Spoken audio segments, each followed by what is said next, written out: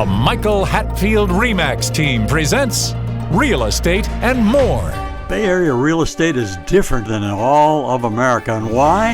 What's up with home buyers? What's on sellers' minds? How is the market? And much, much more. Now, here's your host, Michael Hatfield. Well, welcome to the Real Estate and More Show, and thank you for listening. We talk about a lot of things, important topics, interesting people, but nothing comes as close to the home of many of us as what our guest today and his subject will be. It is about how he fell into alcoholism, how it snuck up on him, and about him being part of the 35% who actually recover from this crippling, relationship-wrecking disease. We are here about this one man's dramatic story and how he eventually found, then became grounded in the road to restarting his life. Welcome to the show, Gene. Thank you. Thank you for inviting me to the show, and it's a pleasure to be here today. Hey, Gene, can you be so kind as to tell the audience as well as myself what a sobriety date is all about? Okay, a sobriety date is the day after the last day you took a drink or used a mind-altering substance. In my case, I haven't had a drink since January 26th of 2002, but my sobriety date is August 28th, 2017 because I used a mind-altering substance. So therefore, I count that as my sobriety date. I see.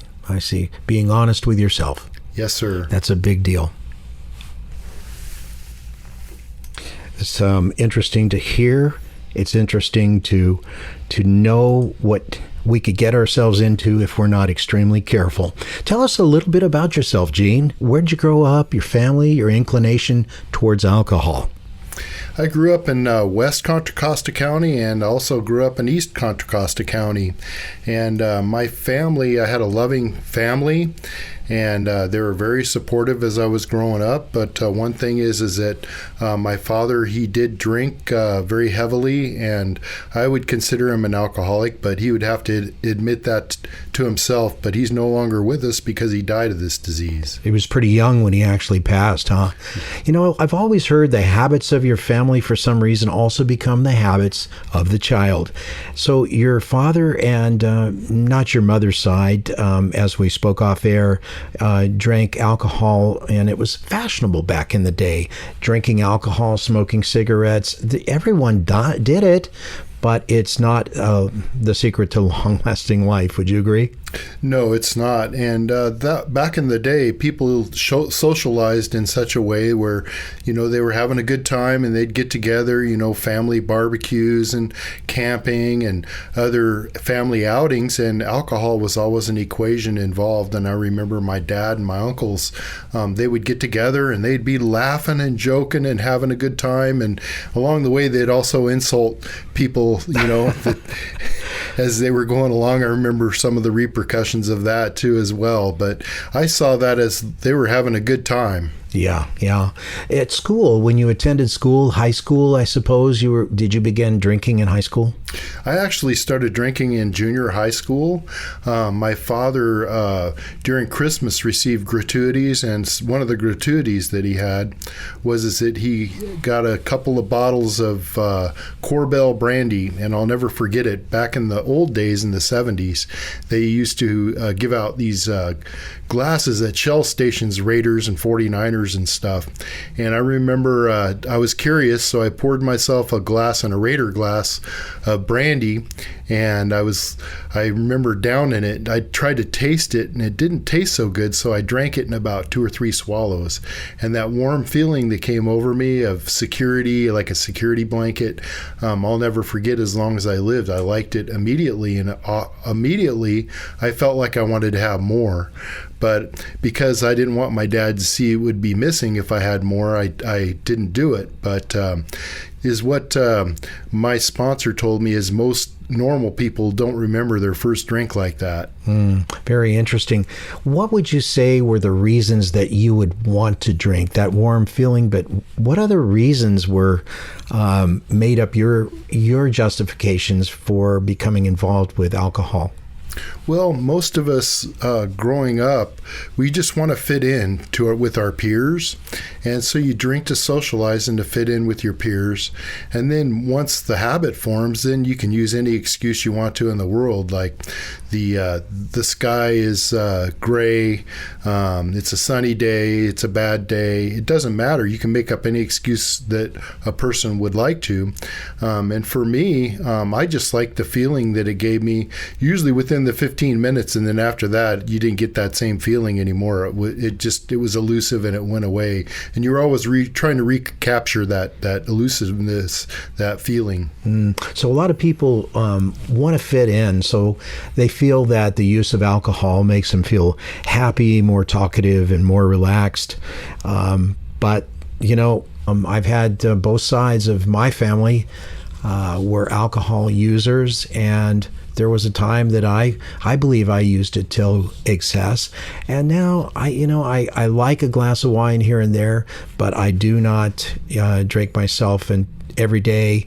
Number one, and number two is when I drink, I'm very cognizant of how I'm going to feel the next day. I will lose a little bit of that gloss, and it starts with this habit one day after the next. So I can see a young person in high school that have had parents on both sides that were drinkers, wanting to fit in and going towards use of alcohol.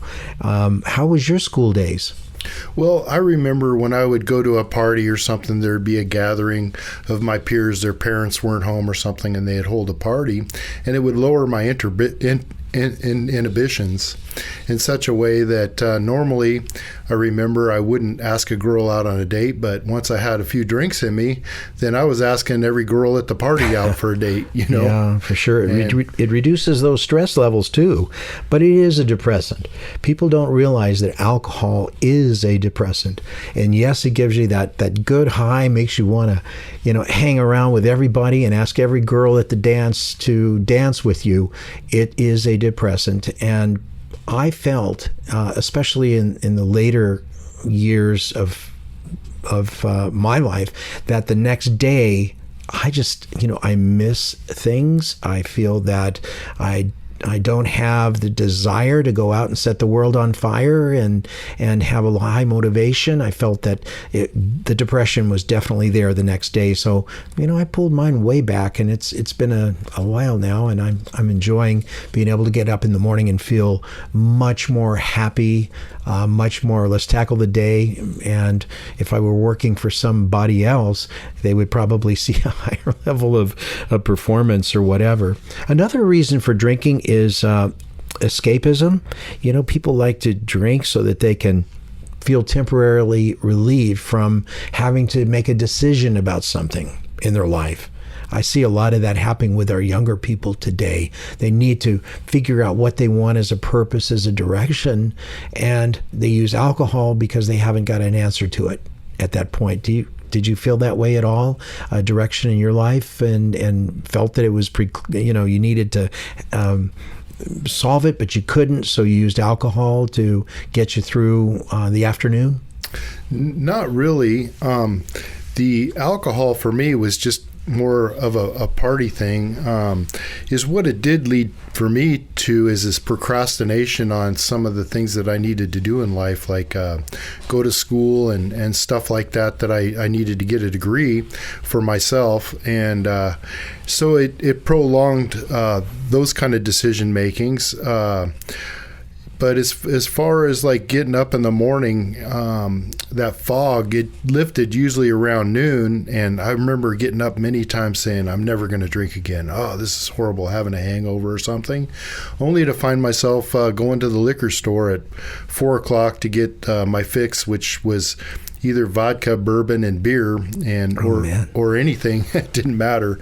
I couldn't keep alcohol in my house because I drank it all the time. So there was never any alcohol in my house. But when I'd get up in the morning, I'd have that fog, and my performance at work wasn't what it should be for sure. And it took me, like I said, about noon, and I'd start to feel good again, and good enough to where I was already thinking about getting that next drink. So did you start, you said the next day you felt, well, I'm never going to drink again, and then you did because you developed the physical dependence to the actual drug. Is that the reason? Is that why you say that you're not going to drink and then you did? Is that how it worked? Yeah, it's a mental obsession and physical dependence, a physical allergy. For me, that was how I would cope. Like you say, I had actually, if you take away the alcohol, I had a living problem, and that's what this 12 steps of Alcoholics Anonymous, I'll say, because that's the 12-step program that I attend and work.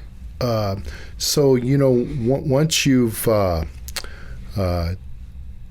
you get into that rut and you build a dependence, you also build up a tolerance of alcohol. So it takes more and more to get you to the drunkenness that you want to get to, you'd say, the high that you're trying to look for.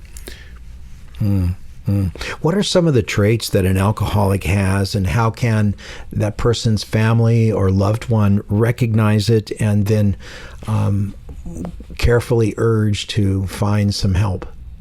Well, for one, if they drink on a daily basis and they've lost the ability to control their drinking, in which they intend to just have, say, a glass of wine or a beer or something like that, and they continue drinking until they reach oblivion or get obnoxious or whatever it is that they do, or black out. A lot of alcoholics black out, and if they've lost the ability to control their drinking, then usually they'll have negative consequences. That's the DUIs start coming, and even though some alcoholics never even had a DUI or anything like that, you'll see that their life starts spiraling out of control. Their health starts affecting their health, and their productivity on the job, if they have a job, and it just gets worse. It never gets better.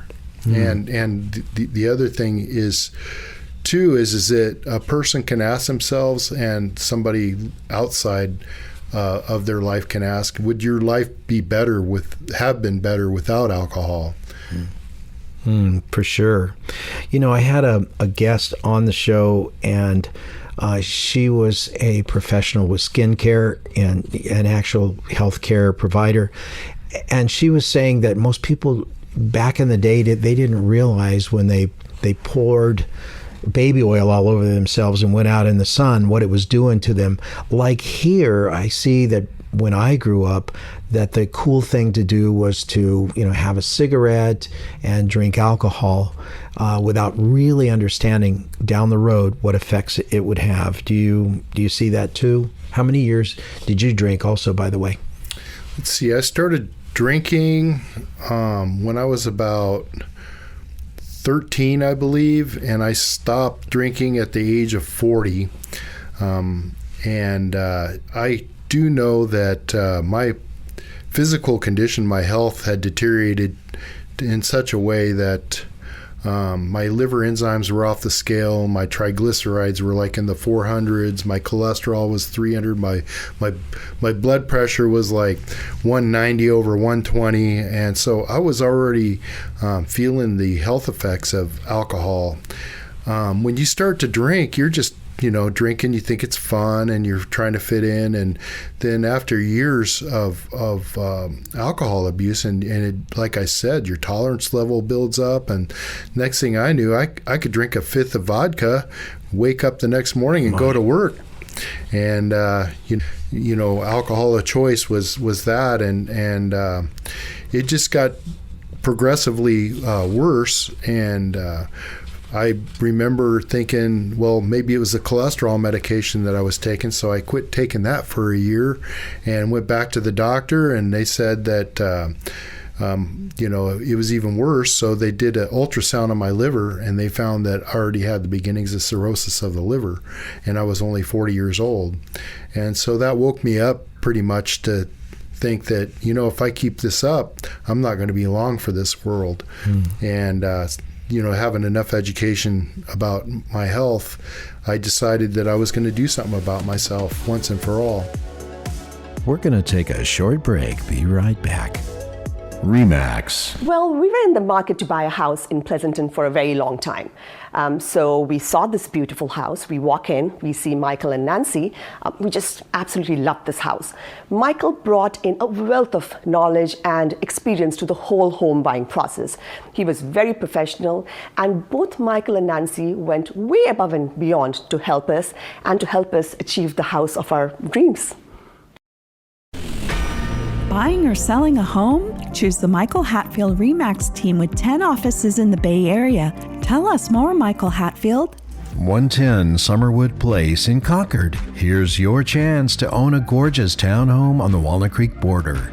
Nestled sweetly in the 20-home neighborhood of Summerwood Place, this spacious 3-bedroom home boasts living and family rooms, huge primary suite with attached office, a bedroom deck, and delightful appointments that include new carpets and new paint. Convenient to 680 and BART, lovely and affordable, this home is a must-see that should sell soon. Call us. When experience is important to you in buying or selling your home, call the Michael Hatfield RE/MAX team at 925-322-7775.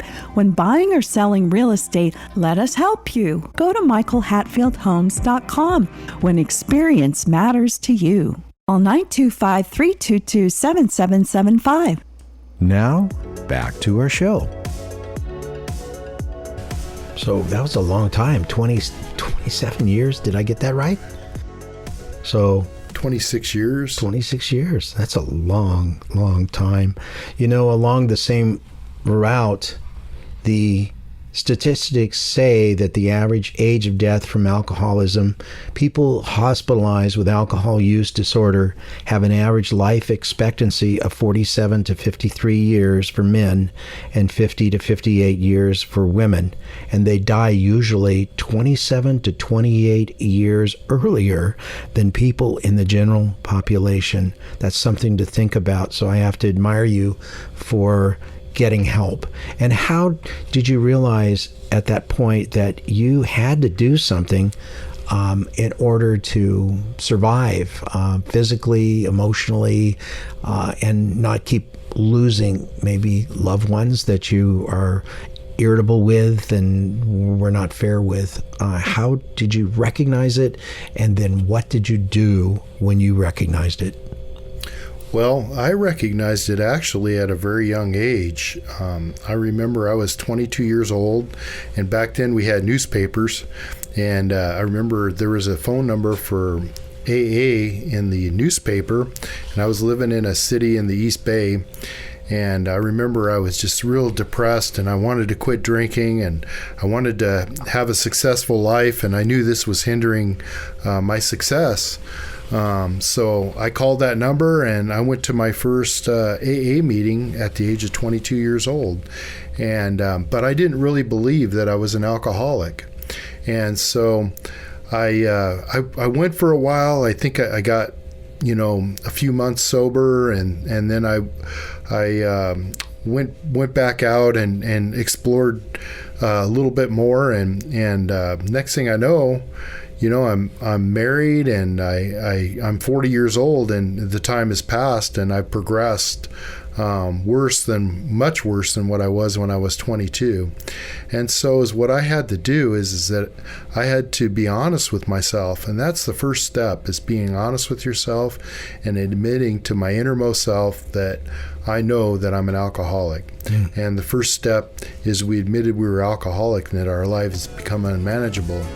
And I can admit that I'm an alcoholic all day, but that unmanageability, I'm one of these kind of people that I've always had a job, I've always paid my bills, but my life wasn't manageable, and I was managing my life, and so I had to fire that manager, and I hired a new manager, which is my higher power, which I choose to call God, and I let him take control. I turned my will and my life over to the care of God, And as I understand him, and it's a God of my understanding, in which I get to experience God. I don't really have to understand God in my life. And so from that point on, it's been a lot easier because I gave up. We call it surrender to win. And I had to surrender. And once I did admit complete defeat to my innermost self, there's no looking back. So, Gene, please give us a rundown on these 12 steps that are key to your program. Okay, yeah, the 12 steps are a prescription for living life for us that are alcoholics, and they work as long as we work them, and it's usually the first 164 pages of the book of Alcoholics Anonymous. We go through it with a mentor or a sponsor, is what I like to call who I went through the 12 steps with, and then is what a sponsor does is he taught me how to go through the 12 steps with another alcoholic so that I could help him or her. And the first step is we admitted we were powerless over alcohol, that our lives had become unmanageable. 2, came to believe that a power greater than ourselves could restore us to sanity. 3, made a decision to turn our will and our lives over to the care of God as we understood Him. 4, made a searching and fearless moral inventory of ourselves. 5, admitted to God and to ourselves and to another human being the exact nature of our wrongs. 6, were entirely ready to have God remove all these defects of character. 7, humbly asked Him to remove our shortcomings. 8, made a list of all persons we had harmed and became willing to make amends to them all. 9, made direct amends to such people wherever possible, except for when to do so would injure them or others. 10, continued to take personal inventory, and when we were wrong, promptly admit it. 11, sought through prayer and meditation to improve our conscious contact with God as we understood Him, praying only for knowledge of His will for us and the power to carry that out. 12, having had a spiritual awakening as a result of these steps, we tried to carry this message to alcoholics and to practice these principles in all our affairs. I think people that are struggling with anxiety, depression, irritability, fatigue, sweating, headaches, insomnia, nausea and vomiting, and rapid heartbeat and tremors are all withdrawal symptoms from alcohol. And what I understand, and tell me if I'm wrong, is that when you have heavy drinking and you've been drinking at high levels for a long time, you should have someone or some program that will help you to recover and to stop drinking. It's hard to stop drinking on your own. That's statistically, I would have to agree. And if you have some of those symptoms, it's very important that you do seek medical advice. I would say if you have the shakes and the DTs, we call them the DTs, and you're shaking and sweating and hallucinating and stuff like that. In my case, I had some sweating and a little bit of shakiness, and the DTs and all that kind of stuff. That didn't happen to me yet. But we have a saying, yet means you're eligible too. That's just one of those yets for me. If I would have continued on the path that I was on, surely I would have probably started blacking out and going through the physical withdrawals that a lot of people do. I'm very blessed that I was able to get into a 12-step program soon enough, and stick to it to prevent that from happening. A person that is an alcoholic will have a lot of difficulty and a lot of internal resistance due to the physical dependence on the drug, I would imagine, to say, hey, I've got a problem, I need to correct this problem. Then I think, this is just me, I think around me, the feedback from people around you would become very important to help you make that decision that, hey, my life is unmanageable, I'm out of control, and I need to do something about it. Would you agree with that? You would think, but what happens is that the hardest part is most alcoholics experience denial. Is you look at somebody else. A lot of people think of the old man in the trench coat under the bridge with a bottle of wine or whiskey, you know, and as it turns out, you know, it can be anybody. It could be your next door neighbor. It could be, you know, a relative or somebody close to you, and it doesn't matter. When they're ready to quit, they're ready to quit. At a young age, alcohol can affect a person's brain development. Apparently, our brain is developing till you're in your 20s. And if it does affect your brain, then it's possible that you won't get that back. I understand. Is that true? That is very true. There's a syndrome called wet brain, which there's no recovery from.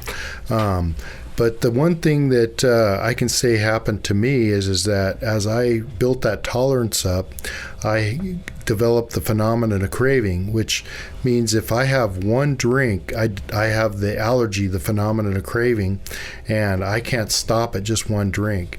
They say if it's hard to stay away from the first drink, try staying away from the second drink. And once you're an alcoholic, you're an alcoholic. It's just like a cucumber. A cucumber, if you turn a cucumber into a pickle, it'll never become a cucumber again. And that's the way that my brain is wired. I think that's probably the way it is for most people. So in summary, you've been very forthright with sharing your experiences today with our audience. Folks, if you're having difficulty with this, there is a phone number you can reach out, and these are really cool people that can help you to recover from this dependency. So today, Gene, if you had a few words in summary and in conclusion, what would you say to our listening audience? Well, I would say, give it a try. Keep an open mind. We have an acronym that we like to use. It's called HOW, HOW, honesty, open-mindedness, and willingness.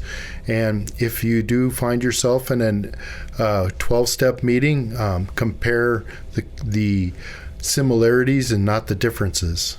Because for me, when I first started going to a 12-step program, I tried to compare myself to other people and how bad I was, and I'd be like, I'm not that bad yet. But if I would have been successful at the age of 22 when I went to my first meeting, I would not have the misery that I ended up having over the next 18 years. If a person in the audience is struggling and would like to get help for their disease, there's a national number for AA, Alcoholics Anonymous, 212-870-3400. That's 212-870-3400. Just reaching out, making that first step. That olive branch, so to speak, may change your life.